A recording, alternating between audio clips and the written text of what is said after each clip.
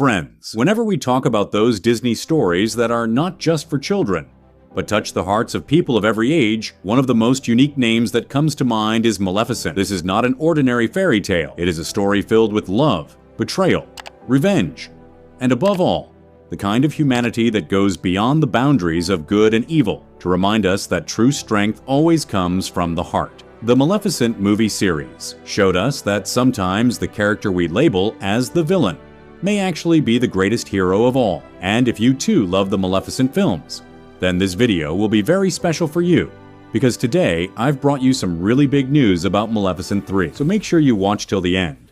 And if you're here for the very first time, don't forget to like this video and subscribe to the channel. The journey began in 2014, when Maleficent was released, and for the very first time we were shown that the classic Sleeping Beauty tale we grew up with had hidden layers of pain and depth we never imagined. Angelina Jolie stepped into the role of Maleficent, and to be honest, she didn't just play the character, she immortalized it. At first we see Maleficent as a beautiful fairy, the protector of the forest, whose world is filled with innocence and magic. But human greed and betrayal pushed her down the path we call darkness. They broke her trust, cut off her wings, and filled her heart with so much venom that the same Maleficent who once spread happiness everywhere was now burning in the fire of vengeance. Aurora, the innocent baby upon whom Maleficent cast her curse, became the turning point of this entire story. Out of anger and hatred, Maleficent cursed her, declaring that on her 16th birthday,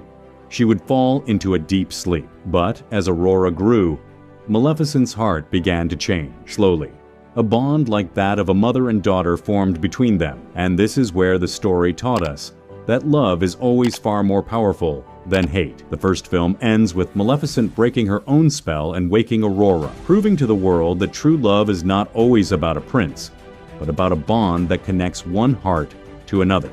Then in 2019, we got Maleficent, Mistress of Evil, a sequel that took the story to an even deeper level, showing us that the battle between good and evil is never as simple as it seems. Aurora is grown now and ready to marry Prince Philip. On the surface, it looks like just another wedding, but in reality, it is the union of two worlds, the human kingdom and the magical realm of the fairies. At first, Maleficent does not agree to this relationship, but with Aurora's love and trust, she finally accepts it. Yet, as in every tale, the real challenges begin right there. Queen Ingrid, Philip's mother, uses this marriage as nothing but a tool for her own plan. Her dream is to destroy the fairies and their magical world once and for all. The story builds toward a war where Maleficent and Ingrid stand face to face. But in this battle, Maleficent's true form is revealed.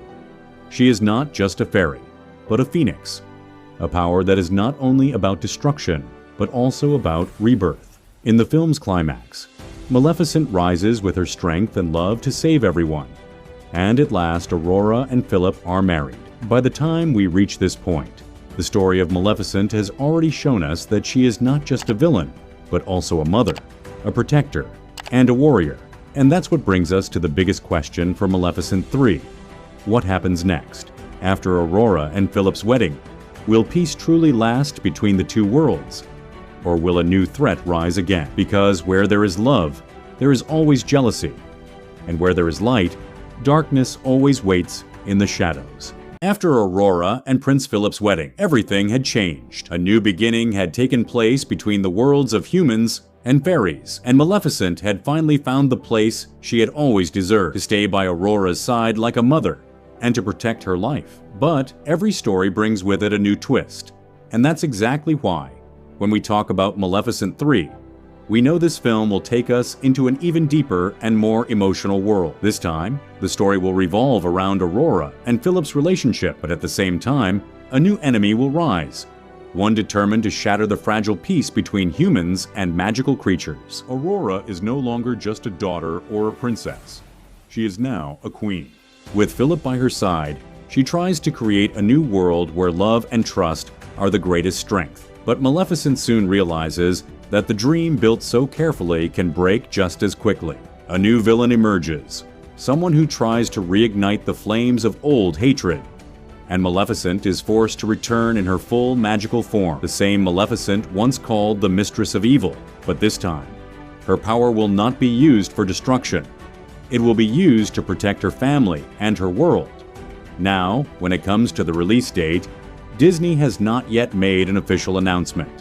However, it is widely expected that Maleficent 3 will arrive on the big screen either by late 2026 or early 2027, as Disney already has its fantasy film schedule mapped out. Considering Angelina Jolie's own commitments, that time frame looks like the most realistic window for a release.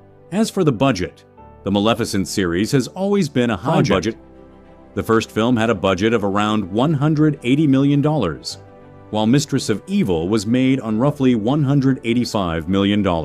For the third part, it is expected that Disney will raise the stakes even higher, with a budget somewhere between $200 to $220 million. The reason is simple.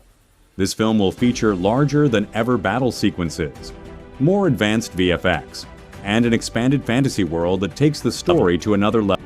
Talking about the cast, the heart of the film will once again be Angelina Jolie, returning as Maleficent. Elle Fanning will reprise her role as Aurora, and Harris Dickinson will return as Prince Philip. Alongside them, familiar faces from Mistress of Evil could also make a comeback. Sam Riley as Diaval, and possibly even Michelle Pfeiffer in a special cameo. However, the biggest new addition will be a completely fresh villain, someone powerful and surprising, who will become the key twist of the film and add an extra layer of intensity to the story. And now, let's talk about the box office. The first Maleficent was a massive success, grossing $758 million worldwide, while Mistress of Evil collected around $491 million, which was lower but still profitable for Disney. Looking at the scale and story of Maleficent 3, expectations are that the film will once again cast its spell at the global box office, easily earning between $600 to $700 million. And if the story truly connects with the audience on an emotional level, there's every possibility that it could even cross the billion-dollar mark and join the biggest hits of Disney's fantasy universe. So friends, if you haven't liked the video yet, make sure you hit the like button right now, and don't forget to subscribe to the channel to stay connected. I'll see you all again with another exciting update. Thank you for watching.